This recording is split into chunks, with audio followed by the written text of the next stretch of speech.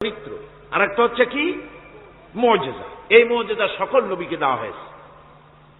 মুজিজা হচ্ছে সমকালীন যুগের বড় যে কোনো শক্তিকে দুর্বল করে দেয়, যে কোনো জিনিসকে দুর্বল করে দেওয়ার মতো ক্ষমতা রাখে যে জিনিস, তার নাম মুজিজা। মুসা আলাইহিস সালামের জামানায় জাদুর প্রভাব ছিল। তখন আল্লাহ রাব্বুল আলামিন মুসা আলাইহিস সালামকে একটা মুজিজা দিলেন। কি দিলেন? আল্লাহ রাব্বুল আলামিন বললেন, ওয়ামা তিলকা বিয়ামিনিকা ইয়া মুসা। মুসা, তোমার ডান হাতে ওটা কি? তিনি বললেন, এটি একটি লাঠি। আল্লাহ পাক বললেন, লাঠি তো ঠিকই, কিন্তু এর মধ্যে আরো এক ক্ষমতা আছে, তুমি জানো না, লাঠিকে ফেলে দাও। লাঠি ফেলে দিলেন, কি হয়ে গেল? হিয়া হাইয়াতুন তাসআম, বিরাট এক সাপে পরিণত হয়ে গেল। এই সাপ নিয়ে, এই লাঠি নিয়ে তিনি জাদুকরদের মোকাবেলা করলেন। জাদুকরেরা বলল, আপনি আগে দেখাবেন জাদু না আমরা দেখাবো আগে? মুসা আলাইহিস সালাম বললেন, তোমরা আগে দেখাও। তারা জাদু মন্ত্রপুত করে আশেপাশের সব জিনিসগুলিকে বাঘ, সিংহ ইত্যাদি বানিয়ে ফেললো। এগুলি ঝাঁপিয়ে পড়লো মুসা আলাইহিস সালামের উপরে। ক্ষণিক সময়ের জন্য মুসা আলাইহিস সালাম ঘাবড়ে গেলেন। আল্লাহ রাব্বুল আলামিন হযরতে মুসাকে ডেকে বললেন, মুসা রে, ভয় পাওয়ার কোনো কারণ নাই। প্রতিষ্ঠিত একটি সরকারের বিরুদ্ধে তোমাকে নামায় দিয়া ময়দানে তোমাকে আমি একা ছেড়ে দেই নাই। আমি আল্লাহ রাব্বুল আলামিন তোমার সাথে আছি। হাতের লাঠি ছেড়ে দাও। মুসা আলাইহিস সালাম লাঠি ছেড়ে দিলেন। লাঠি সাপ হয়ে গেল, হা করলো। জাদুকরদের তৈরি করা সমস্ত বাঘ, সিংহ, সাপ মুসা আলাইহিস সালামের লাঠি মার্কা সাপের পেটের মধ্যে গিয়া ঢুকলো। এটা ছিল মুসা আলাইহিস সালামের মুজিজা। হযরত দাউদ আলাইহিস সালামের মুজিজা ছিল, আল্লাহ রাব্বুল আলামিন তাকে মুজিজা দিয়েছিলেন, গলার সুন্দর আওয়াজ দিয়েছিলেন। তিনি যখন জাব্বুর শরীফ তেলাওয়াত করতেন, উড়ন্ত পাখিরা ওড়া বন্ধ করে চতুর্দিকে বসে আল্লাহর কালাম শুনত। তিনি লোহা দিয়ে অস্ত্র তৈরি করতেন। অস্ত্র বানাবার সময় আগুন দিয়ে লোহা পোড়ায় অস্ত্র বানাতে হয়। দাউদ আলাইহিস সালামের তার প্রয়োজন ছিল না। তিনি যখন লোহা হাতির ভিতরে নিয়ে চাপ দিতেন, লোহা পানি হয়ে আঙ্গুলের ফাঁক দিয়ে গলে পড়ে যেত। এটা ছিল তার মুজিজা। হযরত সুলাইমান, আল্লাহ রাব্বুল আলামিন তাকে মুজিজা দান করলেন। কোরআনে কারীমের ভিতরে রব্বুল আলামিন বলেন, হযরত সুলাইমান আলাইহিস সালাম সকাল বেলায় বিনা মেশিনে, বিনা ইঞ্জিনে তক্তার উপরে বসে যেতেন। তক্তা 1 মাসের পথ অতিক্রম করত। আবার সন্ধ্যা বেলায় বসতেন, এই তক্তা আর 1 মাসের পথ অতিক্রম করে যেত। ঈসা আলাইহিস সালামের মুজিজা ছিল, জন্মান্ধের চোখের উপরে হাত বুলিয়ে দিতেন, সঙ্গে সঙ্গে চোখ ভালো হয়ে যেত। কুষ্ঠব্যাধিগ্রস্ত লোকের গায়ে হাত বুলাতেন, সঙ্গে সঙ্গে কুষ্ঠব্যাধি ভালো হয়ে যেত। এই হলো তাদের মুজিজা। পয়গম্বরেরা বিদায় হয়ে গেলেন, মুজিজা বিদায় হয়ে গেল। দাউদ আলাইহিস সালাম বিদায় হলেন, মুজিজার সাথে নিয়ে গেলেন। তার উম্মতেরা ওই লোহাগুলি আর কেউ গলাতে পারে নাই, আজও কেউ গলাতে পারে না, হাত দিয়া চেপে ধরে। সুলাইমান আলাইহিস সালাম দুনিয়া থেকে বিদায় হয়ে গেছেন, মুজিজা নিয়ে কবরে চলে গেছেন। আজ আর তার অনুসারীরা অথবা দুনিয়ার কোন মানুষ বিনা ইঞ্জিনে তক্তায় বসে আর হাওয়ায় উঠতে পারবে না। মুসা আলাইহিস সালাম বিদায় হলেন, লাঠির মুজিজা চলে গেল। তার উম্মতেরা, তার অনুসারীরা কিয়ামত পর্যন্ত যদি 1000 চেষ্টা চালায়, লাঠিকে আর কোনদিন সাপে পরিণত করতে পারবে না।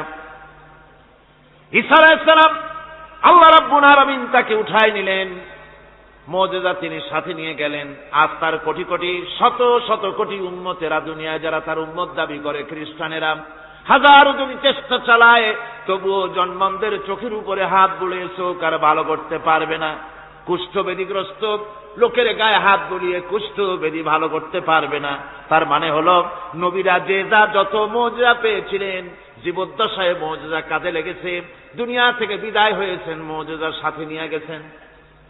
কিন্তু আপনার আমার নবী, বিশ্ব নবী জনাব মুহাম্মদ রাসূলুল্লাহ সাল্লাল্লাহু আলাইহি ওয়াসাল্লামের কাছে আল্লাহ রাব্বুল আলামিন তাকে যত মুজিজা দিয়েছিলেন, 3000-এর উপরে আল্লাহর নবীর মুজিজা ঘটেছিল 23 বছরের নবুয়তের জীবনে। তার মধ্যে শ্রেষ্ঠ মুজিজা হতেছে কোরআন মাজিদ। আল্লাহর নবী বিদায় হয়ে গেলেন, মুজিজা সাথে নিয়ে যান নাই, মুজিজা রেখে গেলেন দুনিয়ায়। কিয়ামত পর্যন্ত দুনিয়াবাসী নবীর উম্মতেরা কোরআনের মুজিজা ব্যবহার করতে পারবে। কোরআনে কারীম রাসূল কারীম সাল্লাল্লাহু আলাইহি ওয়াসাল্লামের জীবনের শ্রেষ্ঠ মুজিজা। মানুষ পাগল হয়ে গেছে কোরআন শুনে।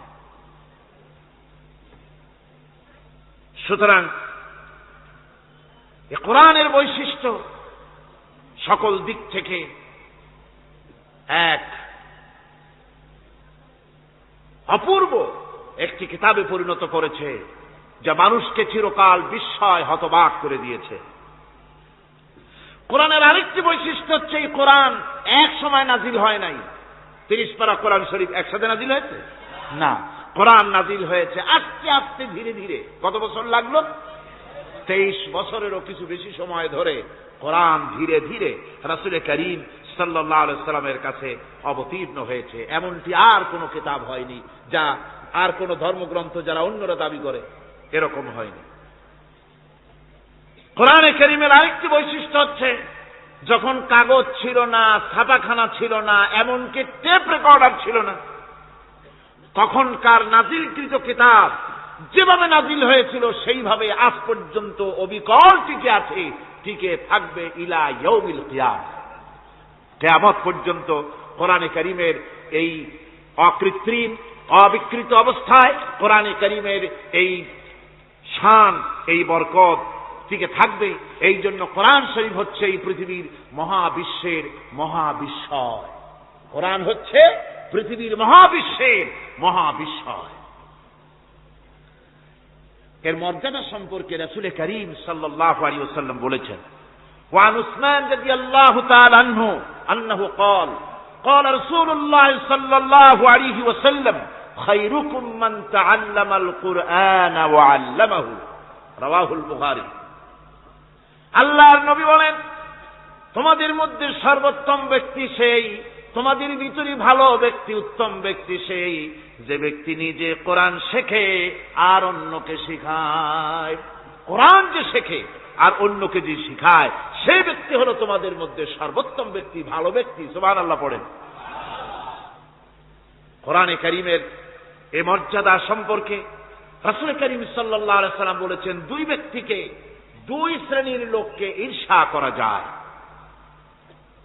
অমুকে বিরাট বাড়ি করেছে, সে বাড়ি থেকে হিংসা হয়, আমি ওরকম বাড়ি করব, অমুকের মতো নেতা হব, অমুকের মতো বড় লোক হতে হবে। পরশ্রী কাতরতা অথবা ঈর্ষা করা, এরকমের ঈর্ষা করা জায়েজ নাই। রাসূলুল্লাহ বলেছেন, দুই ব্যক্তির সঙ্গে ঈর্ষা করা যায়। আন ইবনে উমর রাদিয়াল্লাহু তাআলা আনহু আন্নাহু قال قال رسول الله صلى الله عليه وسلم لا حسد الا على الاثنين। দুই ব্যক্তি ছাড়া অন্য কারো সাথে হিংসা করা যায় না, রিস্ক করা যায় না। কোন কোন ব্যক্তি? রাজুলুন আতাহুল্লাহুল কুরআন ফাহুয়া ইয়াকুমু বিহি আনা আল-লাইলি ওয়া আনা আন-নাহার। ওই ব্যক্তির সঙ্গে হিংসা করা যায়, হিংসা করা যায় যে ব্যক্তিকে আল্লাহ পাক কোরআনের ইলম দান করেছেন, সে ব্যক্তি দিন রাত কোরআন তেলাওয়াত করে, কোরআনের উপরে আমল করে, কোরআনের উপরে থাকে, মানুষকে কোরআনের দাওয়াত দেয়। ওই লোকের সাথে ঈর্ষা করা দরকার যে তার মতো হতে চায়। ওয়ারাজুলুন আতাহুল্লাহু মালান ফাহুয়া ইউনফিকু মিনহু আনা আল-লাইলি ওয়া আনা আন-নাহার মুত্তাফাকুন আলাইহি। বুখারী মুসলিমের হাদিস। রাসূলুল্লাহ বলছেন, অন্য আরেক ব্যক্তি হচ্ছে যে ব্যক্তিকে আল্লাহ পাক মাল দিয়েছেন, সম্পদ দিয়েছেন, ওই ব্যক্তি তার মাল আর সম্পদকে দিন রাত দুহাতে আল্লাহর রাস্তায় খরচ করে। তার মতো হওয়ার জন্য তার সাথে ঈর্ষা করা যেতে পারে। আমার বন্ধুগণ, এ কোরআন হচ্ছে এমন এক কিতাব যে কোরআনকে নিয়ে যারা অগ্রসর হয় আল্লাহ তাদেরকে বাড়ায় দেন, আর কোরআনের সাথে যারা হিংসা করে, বিদ্বেষ করে, আল্লাহ তাদেরকে অধঃপাতিত করে দেন। عن عمر بن الخطاب رضي الله تعالى عنه أنه قال قال رسول الله صلى الله عليه وسلم إن الله يرفع بهذا الكتاب أقواما ويضع به آخرين رواه مسلم। হযরত উমর রাদিয়াল্লাহু তাআলা আনহু বলছেন, যে আল্লাহ পাক এই কোরআনের সাহায্যে এক শ্রেণীর লোককে প্রতিষ্ঠিত করবেন দুনিয়ার বুকে এবং আখিরাতেও আর এক শ্রেণীর লোককে করবেন অধপাতিত। যারা কোরআনের সাথে বিরোধিতা করবে, তারা যদি হিরো হয়, আল্লাহ তাদেরকে জিরো বানাবেন। কি বানাবেন? জোরে কন কি বানাবেন? জিরো বানিয়ে দিবেন। আর কোরআনকে নিয়ে যারা আগ বাড়ে, তারা যদি জিরো হয়, আল্লাহ পাক তাদেরকে কি বানায় দেন? কোরআনের সাথে বিরোধিতা আজকের নতুন কিছু নয়, আবহমান কাল থেকে কোরআনের সাথে চলছে বিরোধিতা। বিশ্বকবি, কবি সম্রাট আল্লামা ইকবাল, আল্লাহ তাকে জান্নাতুল ফেরদাউস নসিব করুন, সবাই বলুন আমিন।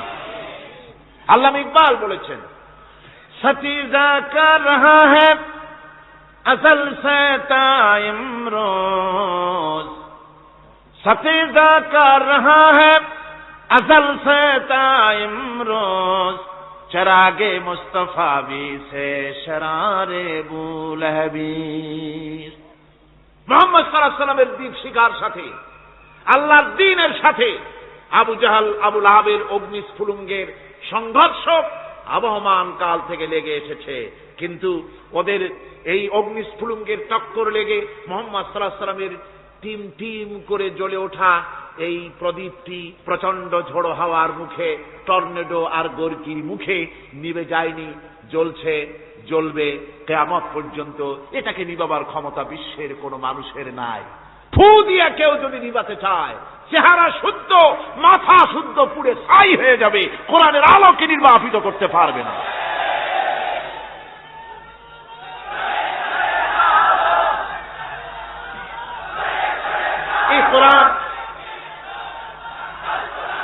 এই কোরআন যার সিনার ভিতরে থাকে, যার সিনার মধ্যে থাকে, সে হয় সমৃদ্ধ, আর যার সিনার মধ্যে থাকে না, সে হয় সবচাইতে ফকির আর এতিম।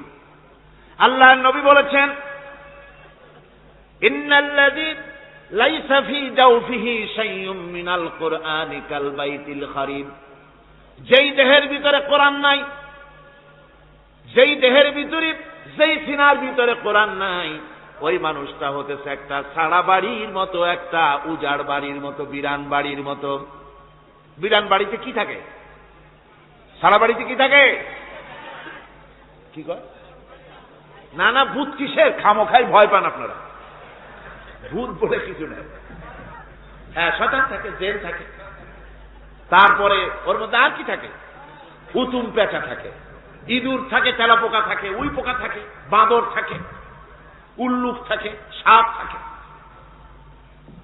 রাসূলুল্লাহর কথা দেখেন, কি সুন্দর কথা। সুবহানাল্লাহ, সুবহানাল্লাহ।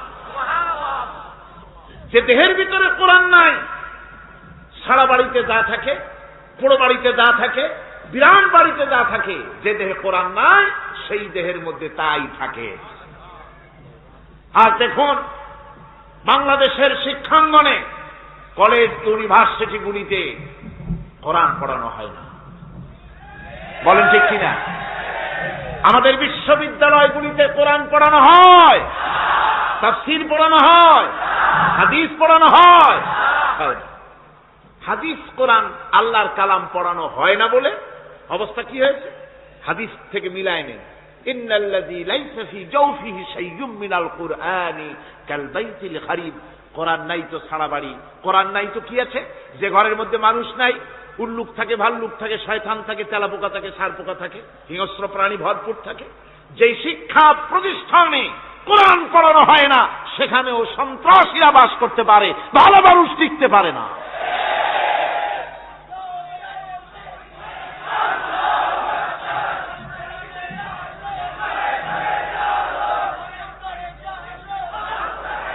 এই জন্য কোরআন যেখানে পড়া হয় না, সেটা কবরের তুল্য। কোরআন যেখানে তেলাওয়াত হয় না, সেটা কিসের তুল্য? কবরের তুল্য।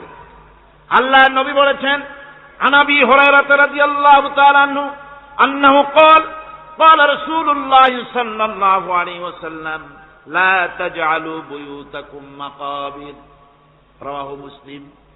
আল্লাহর নবী বলেন, তোমাদের ঘরগুলিকে তোমরা কবর বানায়ো না। অর্থাৎ যে ঘরের মধ্যে কোরআনে কারীম তেলাওয়াত হয় না, সেটা কবরের সমতুল্য। কবরের সমতুল্য। আগে আমাদের ঘর সমূহে যখন ছোট ছিলাম তখন দেখতাম ঘরে ঘরে কোরআন তেলাওয়াত হতো, ঠিক না?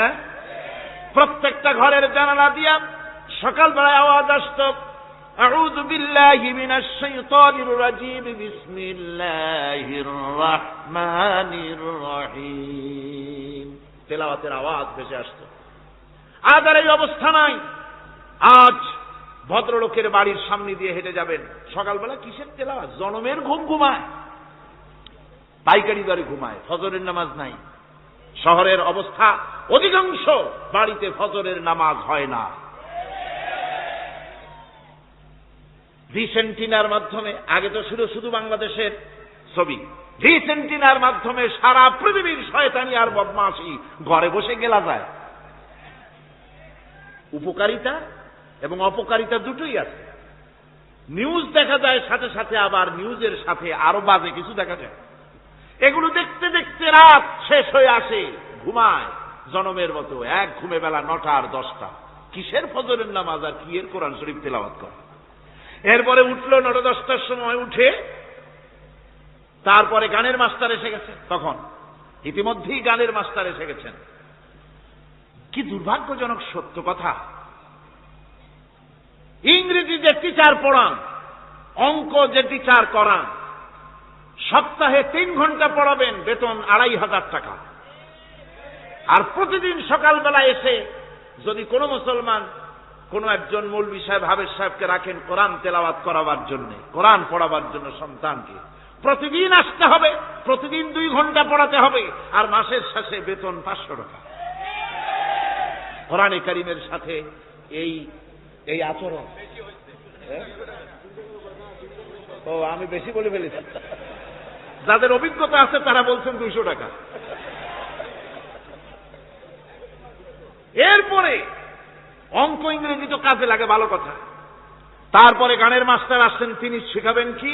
রবীন্দ্রসঙ্গীতের প্যানপ্যানানি, যা শুনলে পরে কানে ময়লা জমে যেতে পারে, যে গান শুনলে জীবিত মানুষ মৃত্যু হয়ে যায়।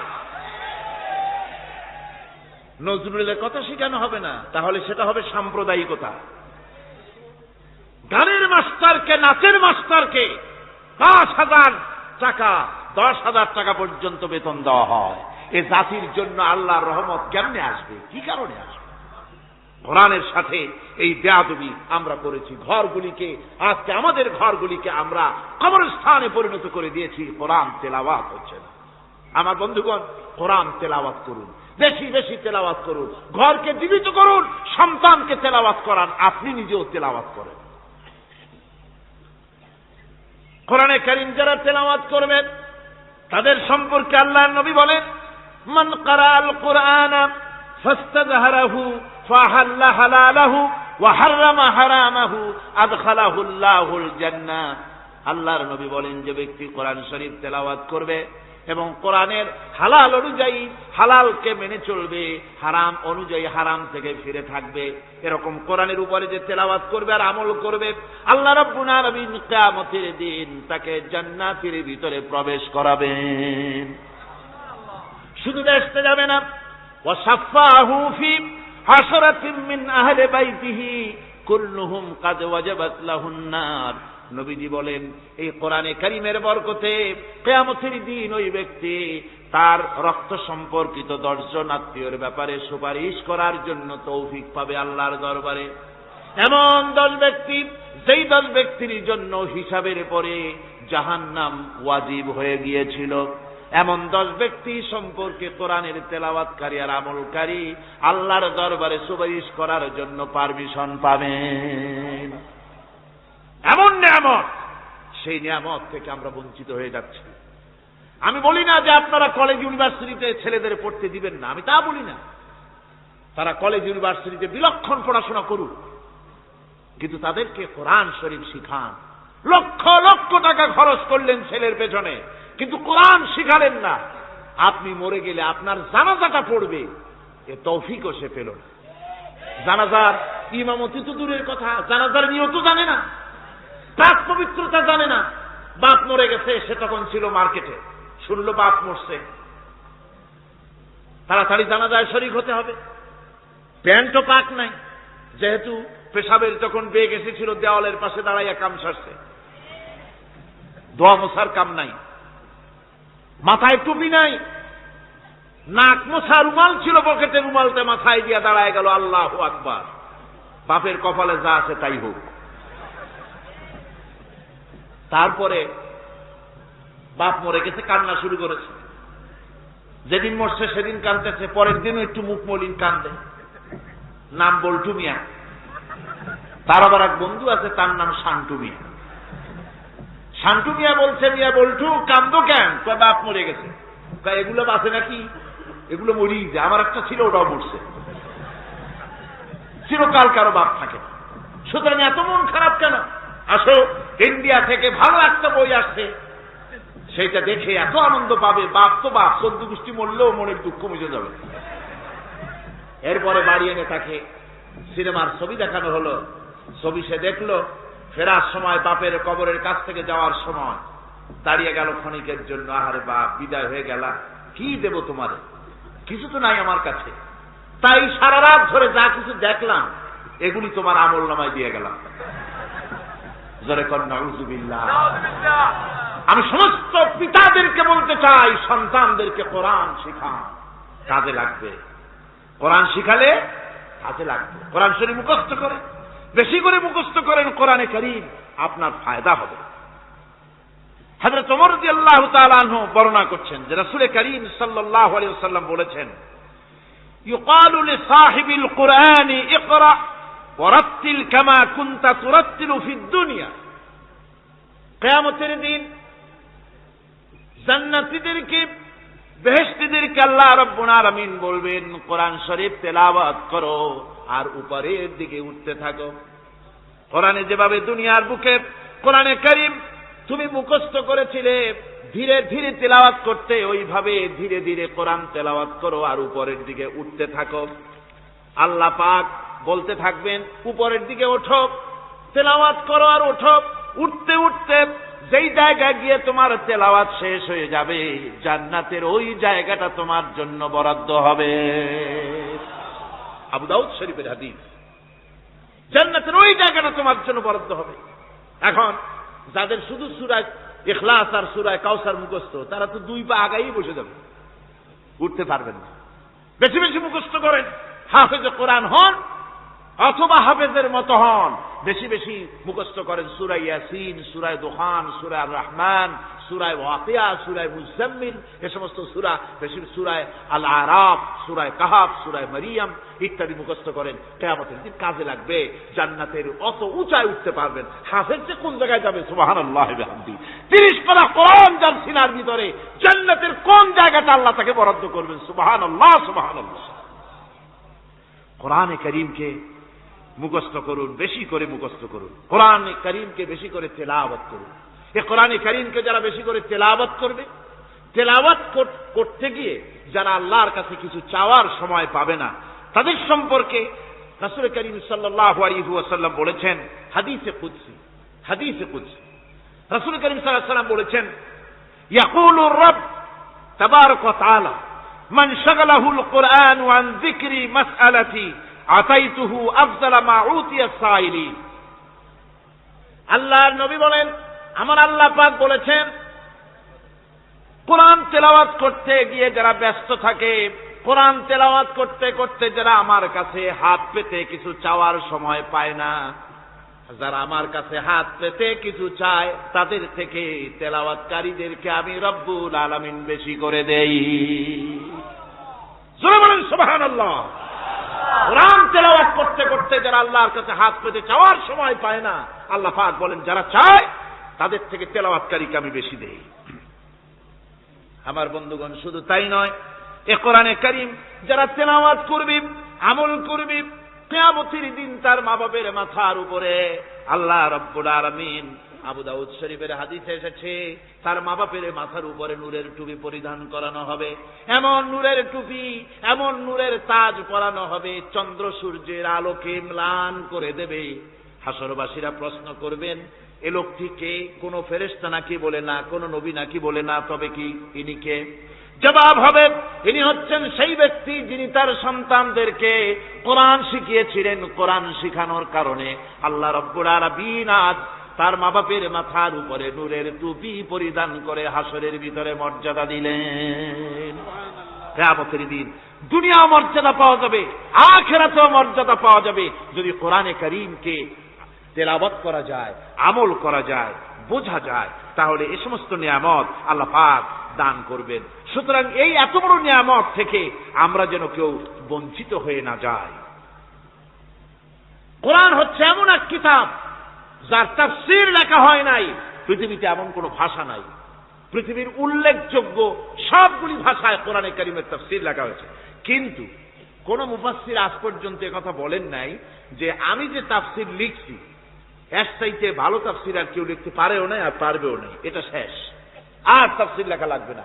এ কথা কেউ বলতে পেরেছে? জোরে বলেন, পেরেছে? পারে নাই। তার কারণ কি? আল্লাহ রাব্বুল আলামিন বলেন, قُلْ لَوْ كَانَ الْبَحْرُ مِدَادًا لِكَلِمَاتِ رَبِّي لَنَفِدَ الْبَحْرُ قَبْلَ أَن تَنفَدَ كَلِمَاتُ رَبِّي وَلَوْ جِئْنَا بِمِثْلِهِ مَدَدًا। আল্লাহ পাক বলেন, নবী আপনি বলুন, আমার রবের কথাগুলি লেখার জন্য যদি সমুদ্রের পানিগুলি, সমুদ্রের সমস্ত পানিগুলি যদি কালিতে পরিণত হয়ে যায়, আর আমার রবের কথাগুলি যদি লেখা শুরু হয়ে যায়, আমার রবের কথাগুলি লেখার পূর্বে সমস্ত সমুদ্রের পানিগুলি শেষ হয়ে যাবে, তারপরে যদি আবার সমুদ্র ভরে দেওয়া হয়, আরো যদি লেখা হয়, তবুও আমার রবের কথা লেখা শেষ হবে না। আল্লাহ রাব্বুল আলামিন বলেন, وَلَوْ أَنَّ مَا فِي الْأَرْضِ مِنْ شَجَرَةٍ أَقْلَامٌ وَالْبَحْرُ يَمُدُّهُ مِنْ بَعْدِهِ سَبْعَةُ أَبْحُرٍ مَا نَفِدَتْ كَلِمَةُ اللَّهِ। আল্লাহ রাব্বুল আলামিন বলেন, মা নাফিদাত কালিমাতুল্লাহ, আল্লাহ পাক বলেন 7টা সমুদ্রের পানি যদি একত্রিত করা হয়, 7টা সমুদ্রের পানি যদি এক জায়গায় করা হয়, এই পানিগুলি যদি কালিতে পরিণত হয়ে যায়, আর পৃথিবীর সমস্ত গাছগুলি যদি কলমে পরিণত হয়ে যায়, ওই গাছগুলি দিয়ে যদি ওই পানি রূপ কালি দিয়ে আমার প্রভুর কথা, আল্লাহ রাব্বুল আলামিনের কোরআনের কথা যদি লেখা শুরু হয়ে যায়, লিখতে লিখতে সমস্ত পানিগুলি, গাছগুলি শেষ হয়ে যাবে, আল্লাহ পাকের কালামের ব্যাখ্যা লেখা শেষ হবে না। মা নাফিদাত কালিমাতুল্লাহ, আল্লাহর কথা লেখা শেষ হবে না। এত বড় বিরাট আযীম কিতাব আল্লাহ পাক আমাদেরকে দান করেছেন। সুবহানাল্লাহ পড়ুন। এই কিতাবের এত বড় গুরুভার আল্লাহ রাব্বুল আলামিন বলেছেন, লাউ আনজালনা হাযাল কুরআনা আলা জাবালিন লারাআইতাহু খাশিআন মুতাসাদ্দিআন মিন খাশিয়াতিল্লাহ। আমি যদি এই কোরআনকে পর্বতের উপরে নাযিল করতাম, তাহলে তুমি দেখতে পেতে আমার ভয় ভীত সন্ত্রস্ত হয়ে পাহাড়গুলো চূর্ণ বিচূর্ণ হয়ে যেত। এত বড় আযীম কিতাব আমি তোমাদেরকে দান করেছি, যার গুরুভার বহন করতে কেউ রাজি হয়নি, পাহাড় পর্বত কেউ রাজি হয়নি, মানুষ রাজি হয়েছে। এই মানুষের উপরে আমি এটা অবতীর্ণ করেছি, গোটা বিশ্ববাসীর সামনে এই কিতাব আমি দিয়েছি তোমাদেরকে, এর দ্বারা হেদায়েত তোমরা গ্রহণ করবে। কিয়ামতের দিন আল্লাহর এই বিরাট নিয়ামত আমাদেরকে দান করলেন, আমরা এই নিয়ামতের নাশকর করেছি, অর্থাৎ এই কোরআনকে আমরা ব্যবহার করেছি সঠিকভাবে করি নাই, বেঠিকভাবে করেছি।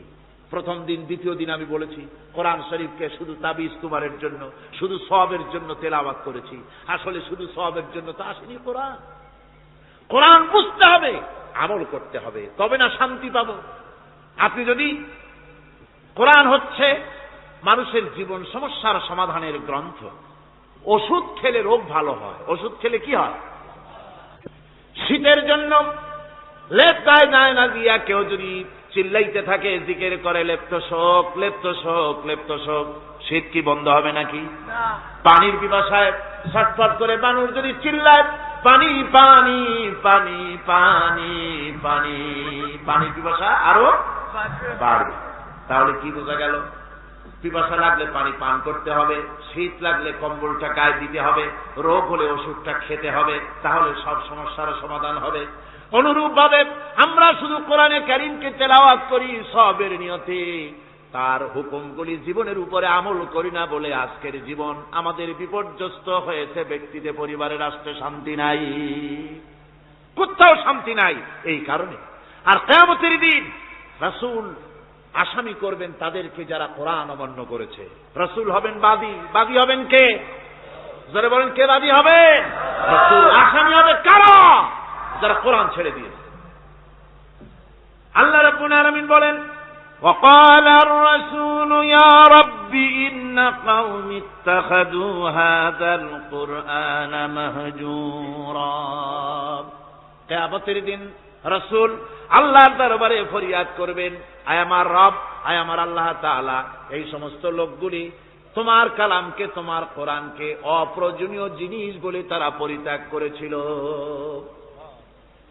কোরআনকে অপ্রয়োজনীয় মনে করেছে, কোরআনের সাথে ঠাট্টা করেছে, বিদ্রুপ করেছে।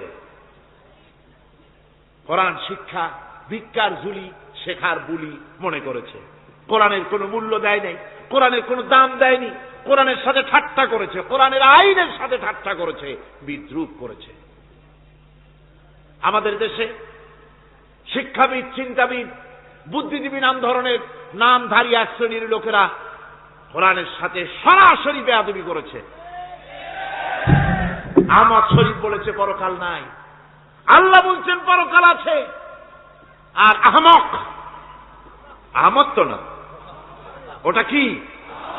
এই আহম্মক, সে বলেছে পরকাল নাই, বিবাহ মানি না, কবর আযাব মানি না, একদিন বিচার হবে তাও মানি না, অস্বীকার করেছে। এটাকে নিয়ে ঠাট্টা করেছে। আহমদ শরীফ লিখেছেন নিজে যে আল্লাহ বলতে কেউ নাই, মানুষ তাকে চিন্তা করে সৃষ্টি করেছে, স্রষ্টা বলতে কেউ নাই। তারপরে আর একটা মেয়ে লোক, আমি ওটার নাম নিতে ঘৃণাবোধ করি, এটি হচ্ছে চরম ধর্মদ্রোহী, রাষ্ট্রদ্রোহী, নাস্তিক, জাহান্নামের কীট, ডাস্টবিনের আবর্জনা। এই মেয়ে লোকটি বলেছে, তার বইতে লিখেছে, বেহেশত হচ্ছে এক অসভ্য উদ্যান। কোরআন শরীফে আল্লাহ পাক বলেছেন, আমলে সালেহ যারা করবে, নবীরা, ওলিরা, সিদ্দিকিন, সোহাদা সব যাবে জান্নাতে। আর সেই জান্নাতকে এই হাবিসা, এই নিকৃষ্ট ধর্মদ্রোহী, রাষ্ট্রদ্রোহী মহিলা, এই সে বলেছে বেহেশত হচ্ছে এক অসভ্য উদ্যান। পৃথিবীর অতৃপ্ত বহুগামী পুরুষেরা তাদের থাকার জায়গা হবে ওই বেহেশতের মধ্যে। জোরে কর নাউজুবিল্লাহ। এই মেয়ে লোকটি সমগ্র নারী জাতির কলঙ্ক। ভারত, বাংলাদেশের শ্রেষ্ঠ শত্রু ভারত, এই শয়তানকে পয়সা দিয়া পুষতেছে। কলকাতায় দাওয়াত দিয়ে আনন্দ পুরস্কার দিয়েছে।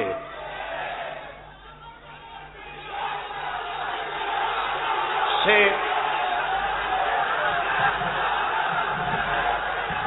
তার বইয়ের মধ্যে, কত বড় নির্লজ্জই মেয়ে, বইয়ের মধ্যে লিখছে, বাসে বসে আমি যখন দেখি ছেলেরা পেশাব করার জন্য বাস থামলি বাসের থেকে নেমে দেওয়ালের পাশে গিয়ে প্যান্টের বোতাম খুলে পেশাব করে, আর মেয়েরা চুপ করে বসে থেকে পেশাবের যন্ত্রণা নিয়ে কষ্ট পায়, আমি আনন্দ পাবো সেই দিন যেদিন মেয়েরাও বাস থেকে নেমে দেওয়ালের পাশে দাঁড়িয়ে পেশাব করতে পারবে।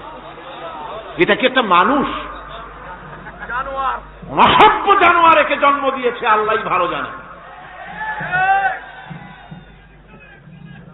আমার বন্ধুগণ, তার অসভ্যতার শেষ নাই। কোরআন নিয়ে ঠাট্টা করেছে, বলেছে আমার মা রাতের বেলায় ঝুলে ঝুলে সূরা ইয়াসিন পড়ে, আমি চিন্তা করি যে কত বাজে কাম করতেছে সে।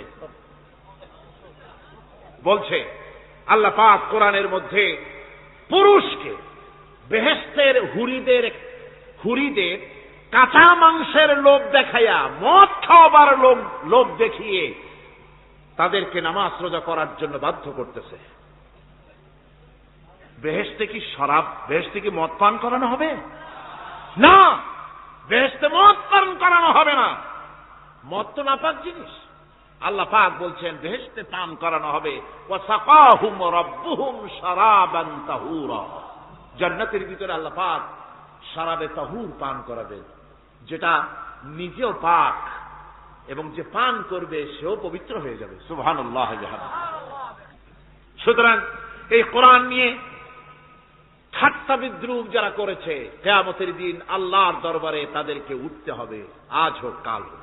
আমি জানি না বাংলাদেশ সরকার ভারতের ভয়ের চোটে এই মেয়ে লোককে পুলিশ প্রহারা দিয়া পুষতেছে নাকি আমার বুঝে আসে না।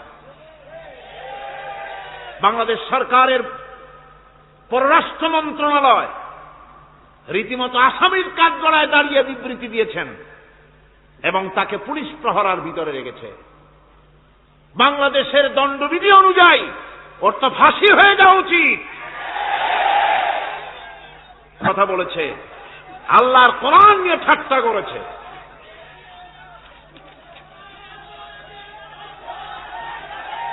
আমার বন্ধুগণ,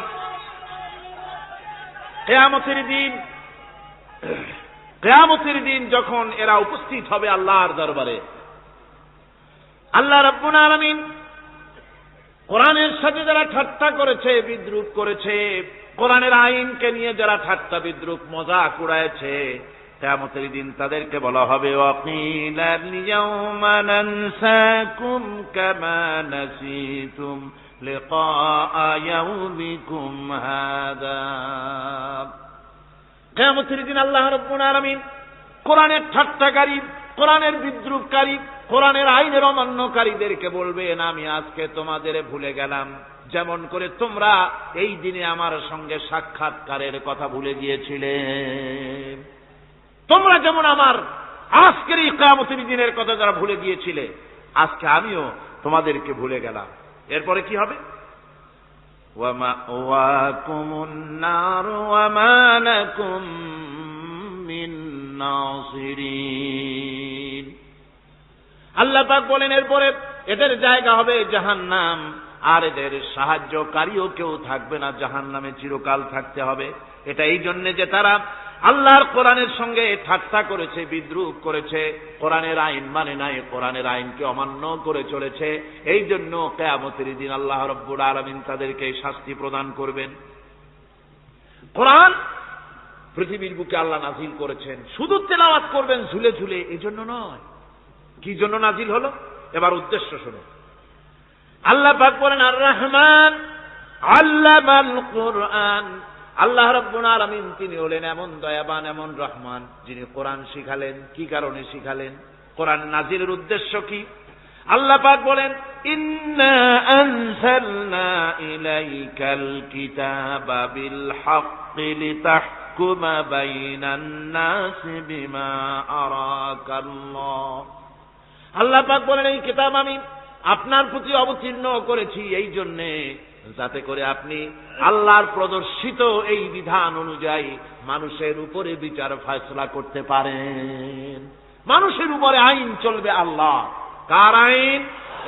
জোরে বলেন কার আইন? আলা লাহুল খালক ওয়াল আমর। সৃষ্টি যার, আইন চলবে কার? আল্লাহ পাক বলেন এই জন্য নাজিল করলাম, কোরআন নাজিল করেছি যাতে করে কোরআনের আইন দিয়ে বিচার ফয়সালা করতে পারেন, সেই জন্যই কোরআন নাজিল করলাম। আসলে আল্লাহ নবীর এই পৃথিবীতে আগমনের উদ্দেশ্য ওটাই ছিল। হুয়াল্লাযী আরসালা রাসূলাহু বিল হুদা ওয়া দীনিল হক লিইয়ুযহিরাহু আলাদ দীনি কুল্লিহি ওয়াকাফা বিল্লাহি শাহীদা। আল্লাহ রাব্বুল আলামিন বলেন আমি আমার রাসূলকে দ্বীনে হক, সত্যের বিধান সহকারে দুনিয়ায় প্রেরণ করেছি। লিইয়ুযহিরাহু আলাদ দীনি কুল্লিহি আয় লিইয়ুগলিবাহু আলা সাইরিল আদিয়ান। সমস্ত আদিয়ানে বাতিলের উপরে আমার দ্বীনকে বিজয়ী করে দেওয়ার জন্য আমি রাসূলের কাছে কিতাব সহকারে তাকে অবতীর্ণ করেছি। এ দায়িত্ব শুধু মুহাম্মদ সাল্লাল্লাহু আলাইহি ওয়াসাল্লামের ছিল না, দুনিয়ার উপরে আল্লাহর দ্বীন কায়েম করা, আল্লাহর বিধান অনুযায়ী মানুষের বিচার ফয়সালার দায়িত্ব শুধু মুহাম্মদ সাল্লাল্লাহু আলাইহি ওয়াসাল্লামের ছিল না, সমস্ত নবীদের ছিল। কাদের ছিল? সব নবীদের ছিল। فبعث الله النبيين مبشرين منذرين وأنزل معهم الكتاب بالحق ليحكم بين الناس। আল্লাহ পাক বলেন, সমস্ত নবীদের কাছে আমি কিতাব অবতীর্ণ করেছি এই জন্য যে তারা সহজ যারা চলতে চায় তাদেরকে তিনি সুসংবাদ দিবেন, আর বাঁকা পথে যারা চলবে তাদেরকে তিনি জাহান্নামের ভীতি প্রদর্শন করবেন। আর আমি তার উপরে যে কিতাব অবতীর্ণ করেছি এই কিতাব দিয়ে জনগণের উপরে বিচার ফয়সলা করবে, আইন চলবে আল্লাহর কিতাব দিয়ে। আইন চলবে কি দিয়ে? আল্লাহর কিতাব দিয়ে। আল্লাহর কিতাব অনুযায়ী জনগণকে পরিচালিত করবেন। এই জন্য আমি এই কোরআনকে নাজিল করেছি, অতীতেও এই কিতাবগুলি নাজিল করেছি। কুল ইয়া আইয়ুহান নাসু ক্বাদ জাআকুমুল হাক্কু মির রাব্বিকুম। আল্লাহ পাক বলেন, নবী আপনি বলে দেন, আপনি বলুন, হে মানব সকল, আল্লাহর পক্ষ থেকে তোমাদের জন্য মহাসত্য এসেছে, এই মহাসত্য যদি অনুসরণ করো তোমাদের জন্য কল্যাণকর হবে। ওমান দাল্লা ফাইন্নামা ইয়াদুল্লু আলাইহা। আর যদি কোরআনকে অমান্য করো, আল্লাহর কিতাবকে অমান্য করো, তাহলে তোমাদের জন্য অকল্যাণ হবে। আজ আপনারা বলেন, আল্লাহর কিতাবের আইন কি আমাদের দেশে চলে? কোরআনের আইন কি চলে? চলে না। কোরআনের আইন চলে না। আমরা কি খুব শান্তিতে আছি? খুব আরামে আছি? শ্রমিকরা তাদের শ্রমের মূল্য পায়, কৃষক তার উৎপাদিত পণ্যের সঠিক দাম পায়, নারী তার সতীত্বের মর্যাদা পায়, জনগণ কি আরামে ঘুমাতে পারে? না, জনগণ রীতিমতো দুবেলা পেট পুরে সমস্ত জনগণ খেতে পারে। এর একমাত্র কারণ হচ্ছে কোরআনের আইনকে অমান্য করা হয়েছে। ভালো করে কান পেতে শুনুন, আল্লাহ রাব্বুল আলামিন কোরআনে কারীমের মধ্যে পরিষ্কার করে বলেছেন, ওয়া মান লাম ইয়াহকুম বিমা আনজালাল্লাহু ফাউলাইকা হুমুল কাফিরুন। যারা নাকি আমার দেওয়া বিধান অনুযায়ী, কোরআন অনুযায়ী যারা বিচার ফয়সালা করে না, ফাউলাইকা হুমুল কাফিরুন, ফাউলাইকা হুমুজ জালিমুন, ফাউলাইকা হুমুল ফাসিকুন। যারা আমার দেওয়া বিধান অনুযায়ী বিচার ফয়সালা করে না তারা কাফির, তারা জালিম, তারা ফাসিক। সুতরাং এর ভিতরে এই জুলমের মধ্যে জালিমদের অন্তর্গত, ফাসিকদের অন্তর্গত হয়ে বাংলাদেশের বহু মুসলমান, পৃথিবীর বহু এলাকার মুসলমান এর মধ্যে লিপ্ত হয়ে আছে। কোরআনের আইন চালু না করলে পরে, কোরআনের আইন না মানলে পরে জালিম হতে হবে, কাফির হতে হবে, ফাসিক হতে হবে। অর্থাৎ যতখানি না মানবেন ততখানি এই বিশেষণে বিভূষিত হতে হবে। এক শ্রেণীর লোক আছে যারা বলে বেড়ান ধর্ম আর রাজনীতি আলাদা। বলেন কিনা? কর জোরে বলেন, বলে কিনা? ধর্ম আর রাজনীতি আলাদা। তারা বলেন আমরা ধর্ম নিরপেক্ষ থাকতে চাই। তারা কি থাকতে চায়? ধর্ম নিরপেক্ষ থাকতে চায়। কোরআনে কারিমে এই ধর্ম নিরপেক্ষবাদীদের ব্যাপারে কোরআন কি বলছে শুনুন। আল্লাহ রাব্বুল আলামিন বলেন, আলাম তারা ইলাল্লাযীনা ইয়াজউমুনা আন্নাহুম আমানু বিমা উনজিলা ইলাইকা ওয়া মা উনজিলা মিন ক্বাবলিক। আল্লাহ পাক বলেন, হে নবী, তুমি কি সেই সব লোকদেরকে দেখেছ যারা দাবি তো করে যে আমরা আল্লাহর উপর ঈমান এনেছি আর এই কিতাবের উপর ঈমান এনেছি, এর পূর্বে যত কিতাব নাজিল হয়েছে সেসব কিতাবের উপরেও ঈমান এনেছি। ধর্মনিরপেক্ষবাদীরা তারা তো বলে না যে আল্লাহ মানি না, কোরআন মানি না, একথা বলে না, ওটা বলে না। কি বলে? সেই বলা কথাটাই আল্লাহ এখানে অনেক আগে বলে রেখেছেন। ওরা বলে যে আমরা অবশ্যই আল্লাহকে মানি, আল্লাহর কিতাব মানি, এর পূর্বে যত কিতাব নাজিল হয়েছে সেগুলোও মানি, তবে ইউরিদুনা আন ইয়াতাহাকামু ইলাত তাগুত। তারা চায় তাদের জীবনের সমস্ত সমাধান সমস্যার জন্য তাগুতের কাছে যেতে চায়। তাগুতকে, আল্লাহকে বাদ দিয়ে তারা যেতে চায় কোথায়? তাগুতের কাছে। জোরে বলেন, কিসের কাছে যেতে চায়? তাগুতের কাছে। তাগুত বলে কারে? তাগুত বলা হয় যে নিজে আল্লাহর আইন মানে না এবং অপরকেও আল্লাহর আইন অমান্য করতে বাধ্য করে, তাকে বলা হয় তাগুত। ওরা বলে ধর্ম আর রাজনীতি আলাদা। কোরআন মানি, কিন্তু কোরআনের আইন মানি না। ওরা কোরআন মানে ঠিকই, বলে যে কোরআন মানি, কিন্তু কোরআনের আইন মানে। তাহলে এ মানি বলার অর্থটা কি? এর মূল্যটা কোথায়? কোরআন যদি মানো তো কোরআন বলেছে সুদ খেও না, আমাদের দেশে সুদ চলছে না। কোরআন বলেছে বিবিকে পর্দায় রাখো, পর্দায় কি রাখা হচ্ছে? কোরআন বলেছে ওজনে কম দিও না, তা কি মানা হচ্ছে? কোরআন বলেছে আমার আইন দিয়ে দেশ শাসন করো, তা কি করা হচ্ছে? সুতরাং ধর্মনিরপেক্ষ মতবাদ যেটা, এই মতবাদটা কোরআনের দৃষ্টিতে কুফরি মতবাদ। ধর্মনিরপেক্ষ মতবাদ কি? জোরে বলেন, ধর্মনিরপেক্ষ মতবাদ কি?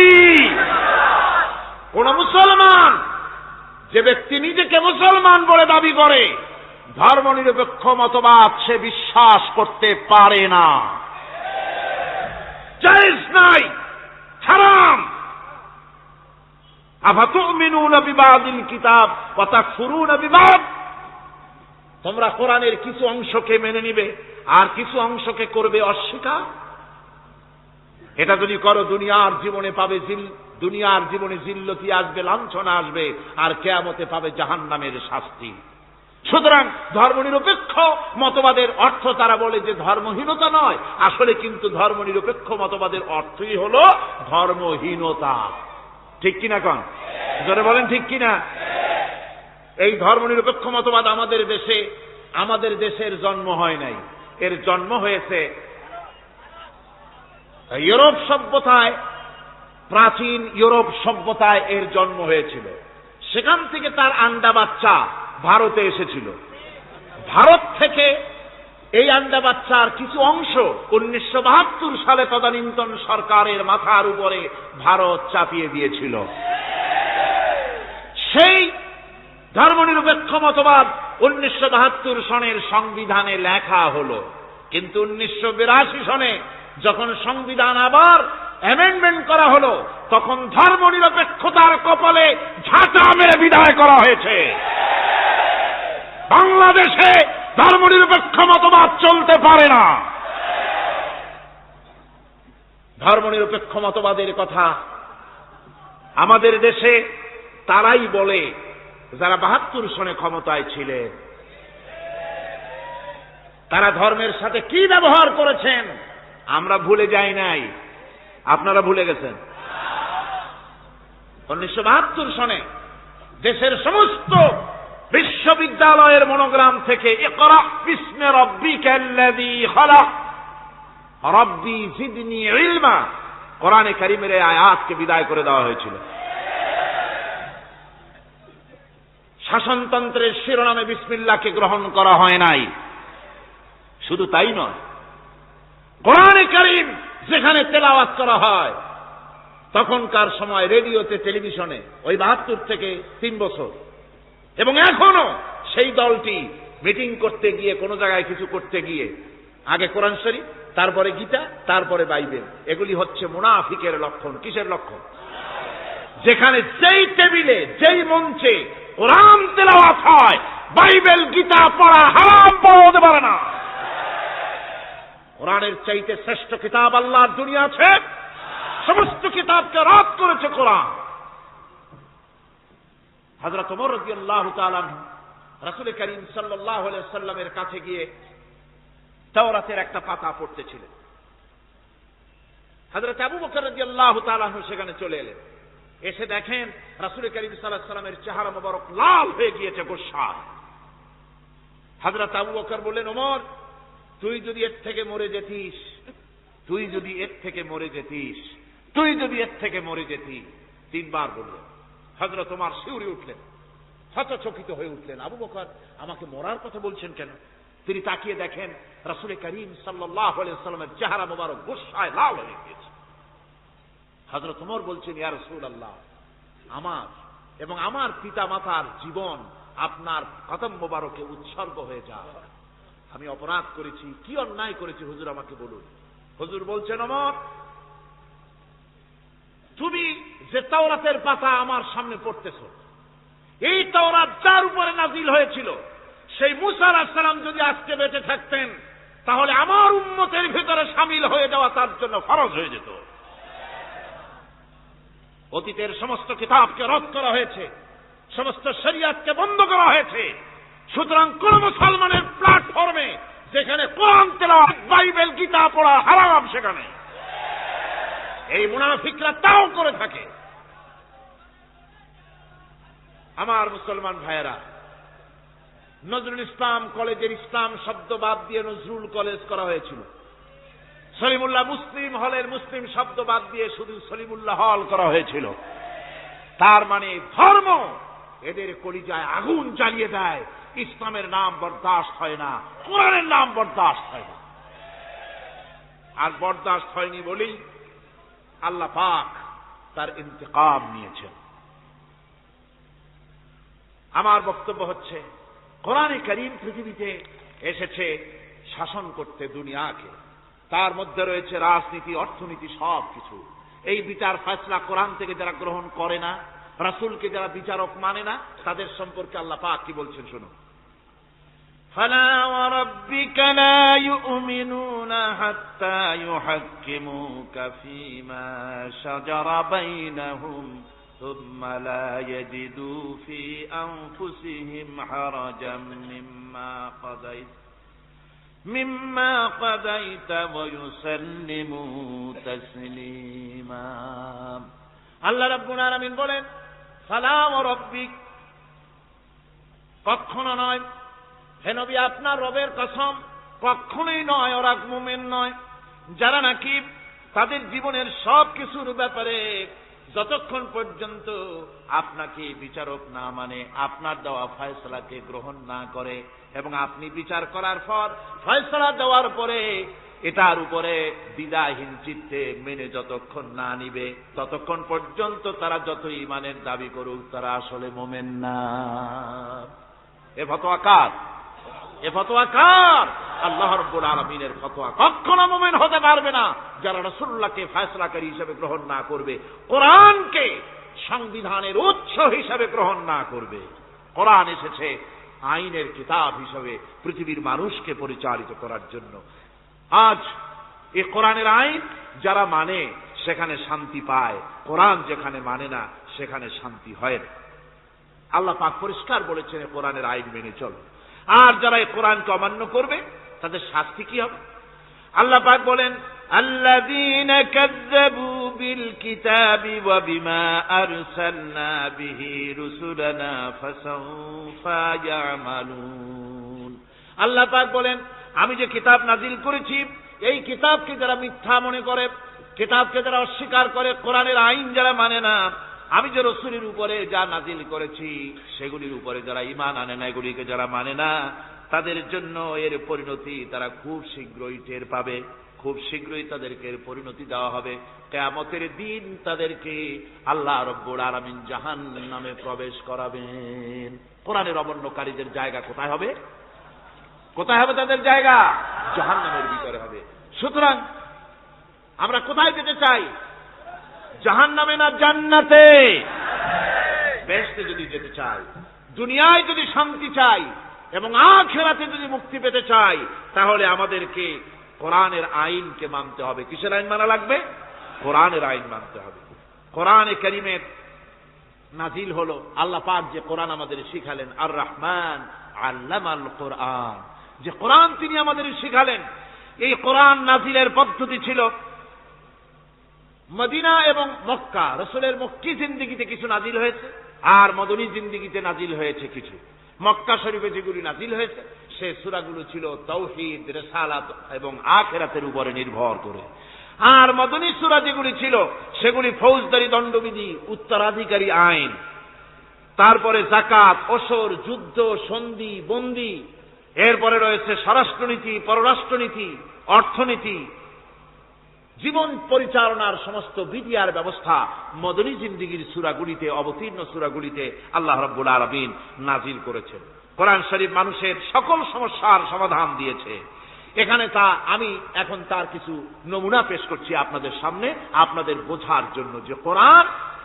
অনেকে বলে যে কোরআনের তাফসীরের ভেতরে রাজনীতির আলোচনা হয়। রাজনীতি সেইটুক করি যেটুকুন আল্লাহ কোরআনে করেছেন। জোরে কোন আলহামদুলিল্লাহ। এর থেকে বাড়ায় কিছু বলি নাকি? না। কোরআন যেটুকুন করেছে, রাসূলুল্লাহ যেটুকুন করেছে, একজন মুসলমান হিসাবে তা করা আপনার আমার জন্য কি সুন্নত, নফল? ওইটা করা কি ধরে এখন? এটা করা আমাদের জন্য ফরজ। সেই জন্য আমি কিছু নমুনা পেশ করছি আপনাদের সামনে, বুঝতে পারবেন যে কোরআন শুধু নামাজের কথা নিয়ে আসে নাই। কোরআনের মধ্যে আয়াত সংখ্যা কত? 6666। এটা ঠিক না, কিছু কম আছে, 6000 কয়েক শত। ভালো করে গুণে দেখা দরকার। তো এই যে আয়াতে কারিমা যেগুলি রয়েছে, এর মধ্যে মাত্র 500 আয়াত হচ্ছে হুকমে শরঈ। ভালো করে শুনুন, 500 আয়াত আদেশ এবং নিষেধ জাতীয়। এটা করো, ওটা করো না, এটা হালাল, ওটা হারাম। এ হলো 500। তো এই যদি 500 হয়, তাহলে বাকি 6000 কি?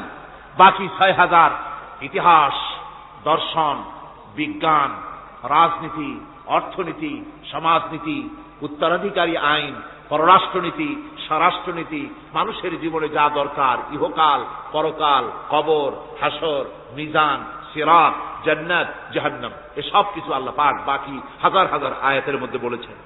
তো 500 আয়াতের পরিচিতি আমাদের জানা আছে, নামাজ, রোজা, হজ, যাকাত, হালাল, বৈধ, অবৈধ ইত্যাদি সম্পর্কে। কিন্তু বাকি আয়াতগুলিতে আমাদের জীবন পরিচালনার ব্যাপারে আল্লাহ পাকের কথা শুনুন, কিভাবে এ কথাগুলি আল্লাহ পাক আমাদের বলছেন। বিচার পদ্ধতি সম্পর্কে শুনুন। কোরআন যে বিচার পদ্ধতি আমাদেরকে দিয়েছেন, নিরঙ্কুশ ন্যায় বিচারের কথা কোরআন বলেছে। কোরআন বলেছে বিচার হতে হবে কি ধরনের? ওয়াইদা হাকামতুম বাইনান নাসি আন তাহকুমু বিল আদল।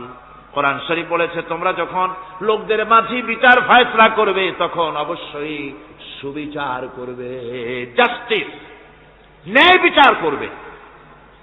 এই ন্যায় বিচার করতে গিয়ে তোমার সামনে যদি বিজাতীয় কোন লোক আসামি হয়ে দাঁড়ায়, অমুসলিম, তখন বিচারটা কিভাবে করবে? কোরআনে কারীম বলছি, ওয়ালা ইয়াজরিমান্নাকুম শানাআনু কওমিন আলা আল্লা তা'দিলু। কোন বিশেষ শ্রেণীর বিচার কাজ করতে গিয়ে, কোন বিশেষ শ্রেণী বা জাতির বিচার কার্য পরিচালনা করতে গিয়ে তাদের প্রতি বিদ্বেষ যেন তাদেরকে, তুমি যেন জুলুম করে না বসো, তখন যেন তুমি ইনসাফ করতে পারো, তাদের উপরে জুলুম করবে না। সে যদি তোমার জাতের লোক না হয়, বিচার করতেছে, তুমি বিচারক হিসাবে সঠিক বিচার করবে, বিচারের মানদণ্ডকে কখনো খেলাধুলা করবে না, ভালো সুবিচার করবে।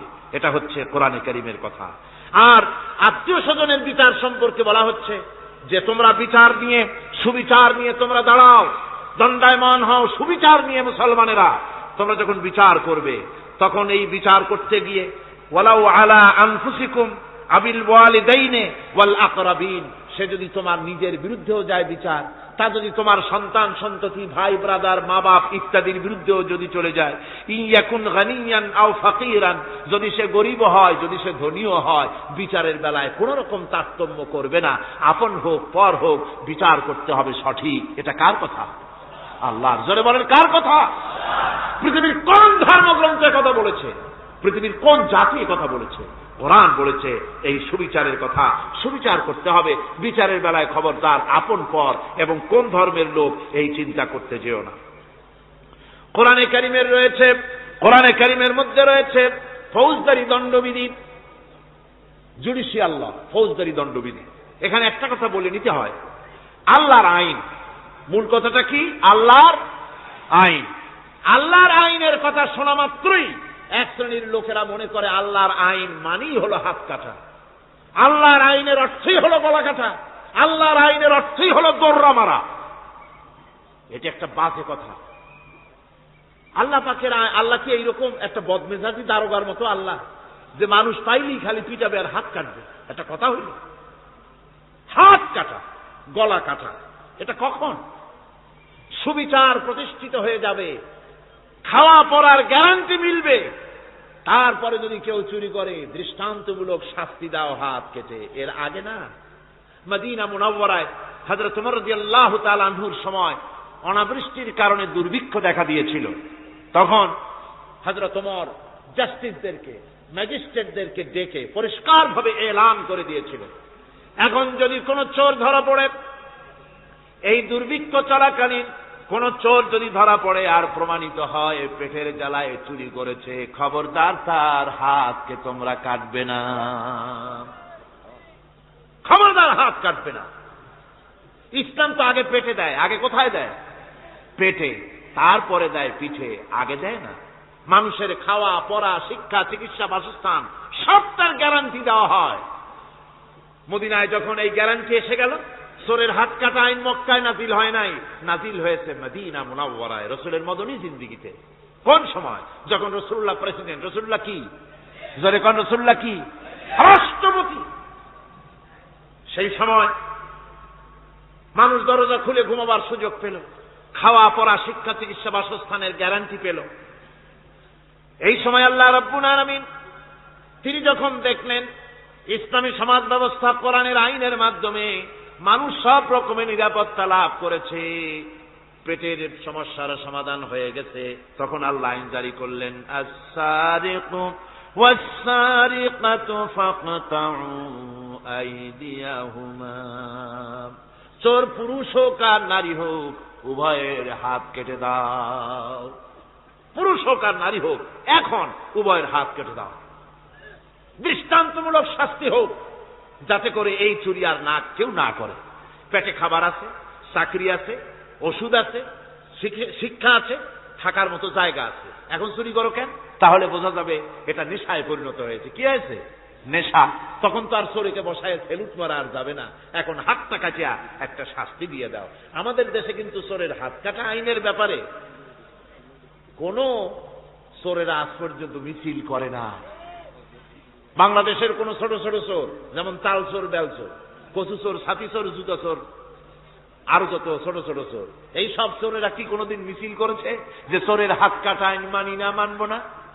বলেছে কেউ? বলেন। কিন্তু এই আইনের বিরুদ্ধে সোচ্চার কারা? কোন চোরেরা?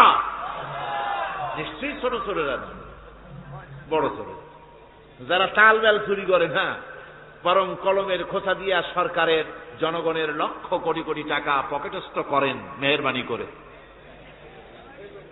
ওই সব তারা মনে করেন যদি এই আইন চালু হয়ে যায় তাহলে তালচোর বেলচোরের তো কোনো ক্ষতি নাই, ইসলামী রাষ্ট্র চালু হলে পরে তো সকলের পেটে ভাত আসবে, ওই তাল বেল আর চুরি করা লাগবে না, তাদের তো সুবিধা।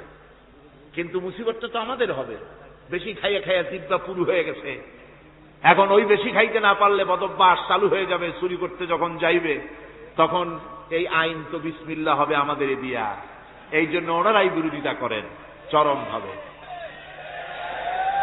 আর ইসলামের সব আইনের সাথে বিরোধিতা করার জন্য বাংলাদেশে যতগুলি পত্রিকা বেরিয়েছে তার মধ্যে শীর্ষ